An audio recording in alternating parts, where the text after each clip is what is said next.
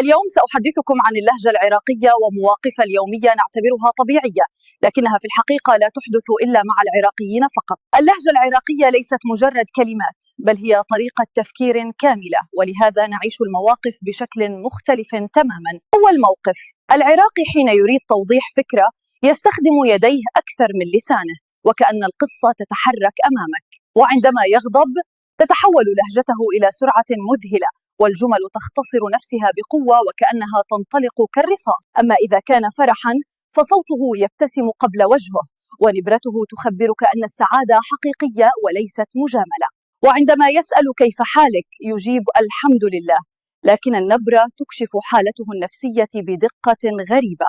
والعراقي إذا أراد أن ينصحك فإنه يأتيك بمثل قصير قوي، أو أنه يشرح الفكرة ويصيب قلبك مباشرة. أما حين يهدد ويتوقف عن الكلام فإنه لا يحتاج كلاما كثيرا، كلمتان فقط تكفيان لإعادة ترتيب حياتك. والمواطن العراقي عندما يبحث عن شيء ضائع منه في البيت ينادي عليه، وكأن الشيء الضائع ستجيب ها أنا هنا. وحين يريد تغيير الموضوع بسرعة يقول كلمة المهم وتتحول الأجواء فورا حديث آخر مختلف عن الموضوع الذي سبقه. وعندما يرى شيئا غريبا ويضوج يصدر صوتا ويقول كلمة أوف وكأنها تقرير كامل من ثانية واحدة.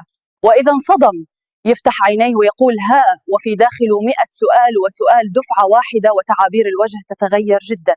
والعراقي حينما يساعدك في موقف معين تراه يركض قبلك، وبعد أن ينتهي يقول بسيطة رغم أنه أنهك نفسه. العراقي حينما يسرد لك قصة يدخلك في المكان والشخصيات، وتشعر أنك تعيش التفاصيل لحظة بلحظة. والأم العراقية إذا نادت على ابنها 3 مرات فكل نداء يحمل معنى ونبرة مختلفة تماما عن الأخرى. والأب العراقي إذا قال تعال فقط كلمة تعال دون أي كلمة إضافية تعرف أن الأمر جاد جدا.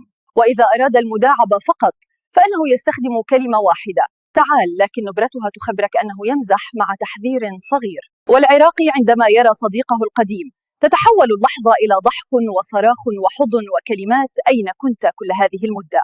والعراقي إذا مدح شخص معين أو صديقه فإنه يبالغ بطريقة محببة وكأنه فعل شيء خارق للعادة. أما العراقي إذا غضب فلن يقول الكثير، بل تصبح لهجته دقيقة وقصيرة ومباشرة بلا أي التفاف. وعند الشراء يمتلك مهارة تفاوض عالمية ومن المستوى المتطور جدا، ويخرج بسعر لا يحصل عليه أحد غيره. والعراقي عندما يرى طفلا تنقلب نبرته إلى حنان دافئ حتى لو كان غاضبا قبل دقيقة واحدة. والأجمل أن العراقي قادر على تحويل أي موقف صعب إلى نكتة تخفف الجو فورا إلى موقف آخر.